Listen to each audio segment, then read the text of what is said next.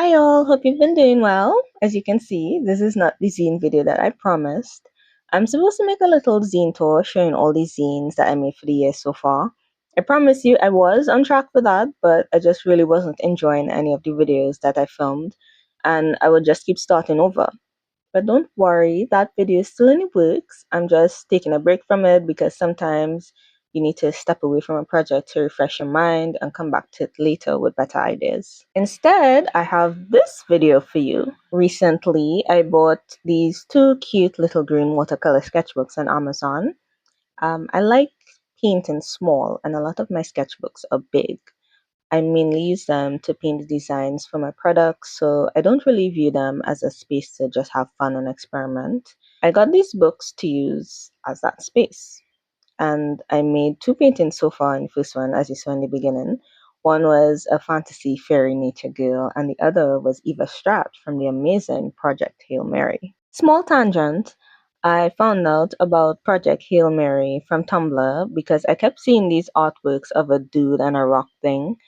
I ignored it at first, but eventually I checked it out and I found the movie and I found out that it's based on a book. And I watched the movie and I was so upset that I missed seeing this movie in cinema because it's visually so beautiful and it's been so long since I genuinely enjoyed a movie like that. I need to watch it again, but when I have time. And then I tried to get my hands on the book. I had to go to the library the next town over because mine didn't have it. At the time of this recording, I haven't finished reading it yet. I'm not as quick a reader as I used to be, but I'm really enjoying it and I will be acquiring my own copy in the near future. I also want to read the other two books by the author, Andy Wu, especially The Martian. I also have to watch that movie as well. Okay, back to the art. I didn't plan to record this, but I was itching to make a video, and my zine video that wasn't working out. So, by the time I had the idea to record this, I had already done the line art, which I did using my old Pentel brush pen, ink brush pen. I got it back in like 2014 or 15 when it was all the rage, and I really didn't experiment with it much at the time. It was something new to me and took a while to get the hang of, and I eventually just gave up because it was taking too long to learn, because I wanted to be good at it now. I picked it back up a couple of years ago and bought some new ink cartridges for it, and I plan to get the hang of it now, especially for smaller artworks like this. I used my water brush pens for the painting.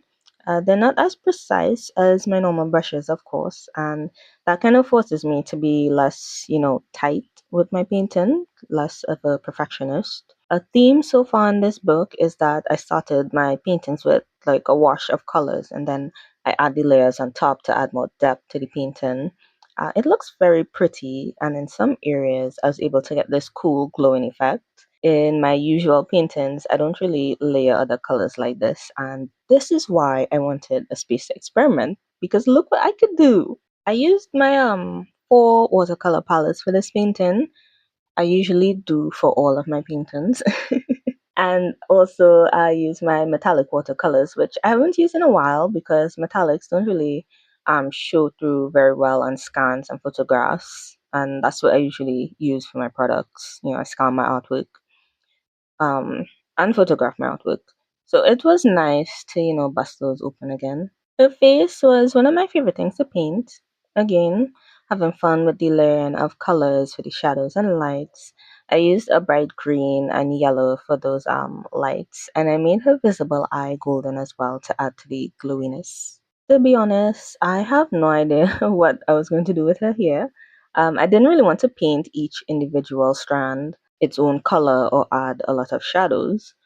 I decided to just loosely paint it different colors wherever to see how that goes, and thankfully it looks cool. I came in with the metallic paint at the end, added some gold shines, and then my white gel pen to outline stuff like a face so it pops off a bit from everything else. Watching this back reminds me so much of art YouTube from back in the day when people were just creating and sharing and talking about their art.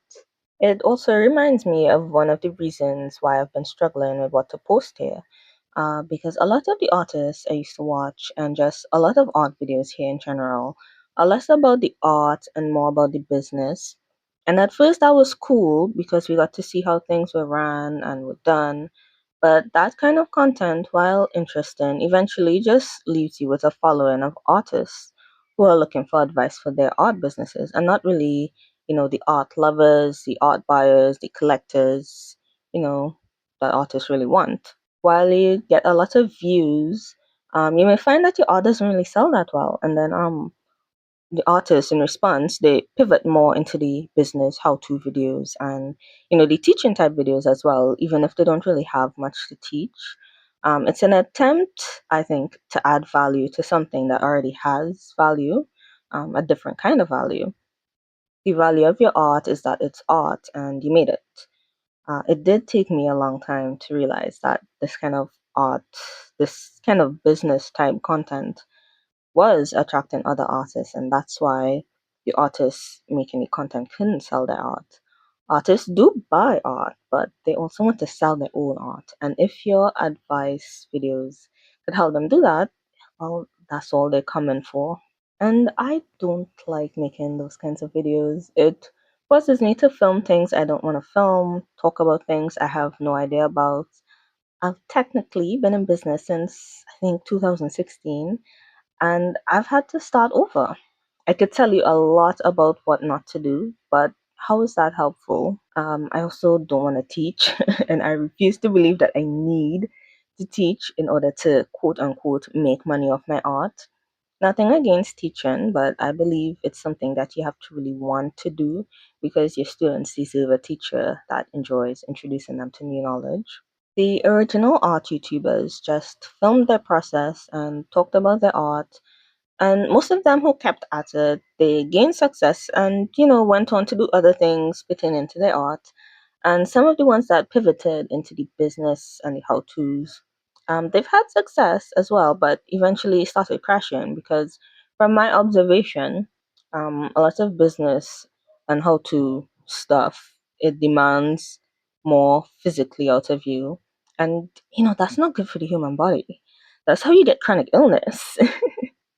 That's not funny, but that's how you get chronic illness, and then you can't do art business and how-to videos anymore. It's like you're too tired for that.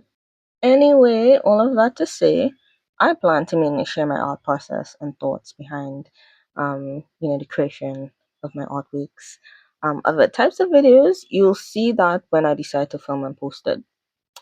Now, let's circle back to the art. So I'm not sure what I'm calling this piece yet.